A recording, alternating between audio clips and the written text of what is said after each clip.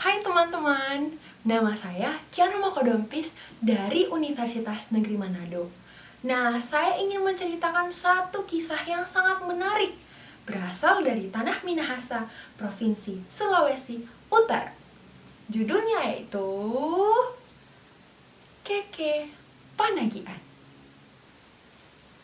Di sebuah desa yang bernama Wanua Uner, hiduplah sepasang suami istri yang sudah lama menginginkan kehadiran seorang anak. Sang suami bernama Pontorori dan sang istri bernama Mama Lawan.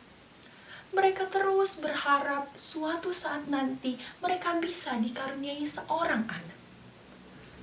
Akhirnya harapan mereka menjadi kenyataan. Mama Lawan akhirnya mengandung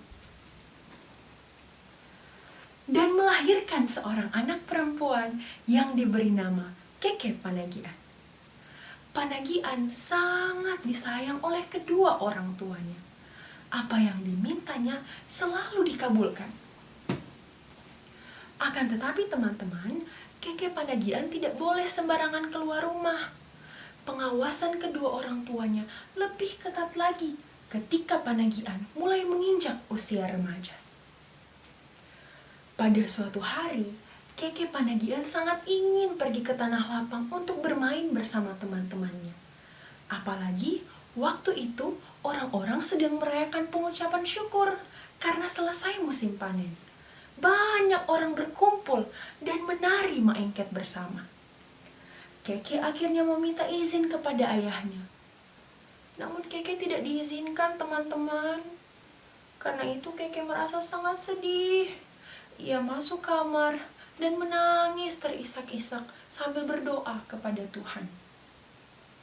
Ketika Keke berdoa, tiba-tiba di sela-sela dinding kamarnya, ia melihat ada cahaya di luar. Dibukanya jendela kamarnya. Dan betapa terkejutnya ia. Karena dari jendelanya itu, kini ada sebuah jalan yang lurus, mulai dari kamarnya sampai ke tanah lapang tempat orang berpesta syukur. Dan kemudian terdengarlah suara.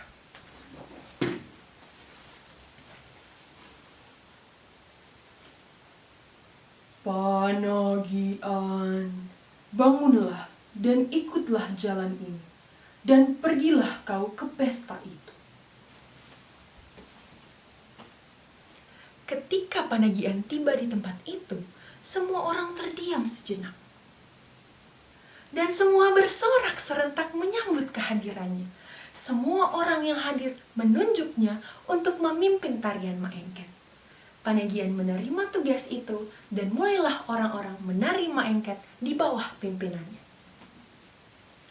Sasi empua ilan minalimi wenelaker eowe sa mengupu umbene neirara temuni opo wa ilane.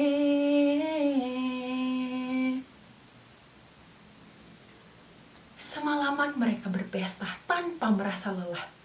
Orang-orang bahkan baru mau pulang ketika hari menjelang pagi. Demikian pula dengan Keke Panagian. Setelah menari semalaman, ia akhirnya kembali ke rumah. Namun dilihatnya pintu masih tertutup. Berkali-kali Keke mengetuk pintu dan memanggil kedua orang tuanya, tetapi pintu tetap tidak dibuka. Dan tidak pula ada sahutan dari kedua orang tuanya. Di saat itu, Keke menyesali perbuatannya itu. Dan dengan kerendahan hati, ia meminta untuk dikasihani oleh kedua orang tuanya. Mama, Papa, ini Keke, anak kesayangan kalian. Turunkanlah tangga rumah dan bukakan pintu agar Keke bisa masuk. Keke kedinginan di luar sini. Keke minta maaf telah melanggar larangan kalian. Keke janji tidak akan mengulangi perbuatan Keke, Mama, Papa. Pergilah kau dan cari saja tempat tinggal yang lain. Karena kamu tidak mau mendengar nasihat orang tua. Kau tidak boleh tinggal bersama kami lagi. Kami tidak menyayangimu lagi. Keke sangat sedih. Namun akhirnya ia menyerah dan meninggalkan orang tuanya yang berada di rumahnya. Di subuh yang dingin itu, ia pergi ke rumah saudara ibunya. Namun tetap tidak diperkenankan masuk, walaupun hanya untuk beristirahat. Karena saudara ibunya tidak mau ikut campur dengan urusan Keke bersama dengan ayahnya. Keke sudah tidak tahu kemana lagi, teman-teman.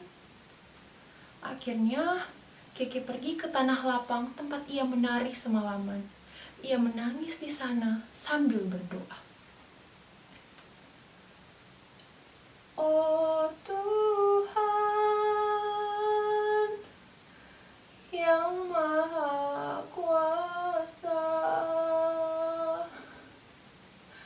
hamba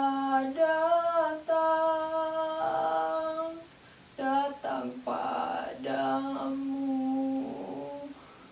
mengaku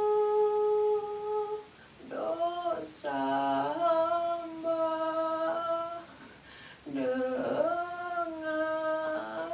sepenuh hati. Hamba telah mengabaikan perintah mama dan papa.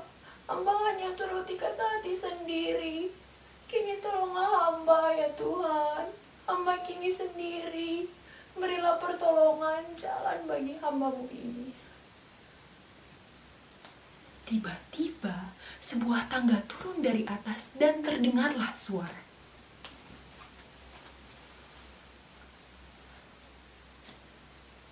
Panagian, naiklah melalui tangga ini. Tanpa banyak bertanya lagi, Keke Panagian menaiki tangga itu. Sementara itu, orang tuanya dan saudara-saudaranya ternyata mengikuti Keke Panagian sambil sembunyi-sembunyi. Ketika mereka melihat hal itu, mereka langsung keluar dari persembunyian mereka dan meminta Keke Panagian untuk turun. Tetapi semuanya sudah terlambat. Nah, teman-teman, pesan yang bisa kita dapatkan dari cerita ini adalah taatilah orang tuamu. Karena jika tidak, kita bisa menyesal di kemudian hari. Penyesalan tidak pernah berada di depan, tetapi selalu berada di belakang. Sekian cerita dari saya. Terima kasih.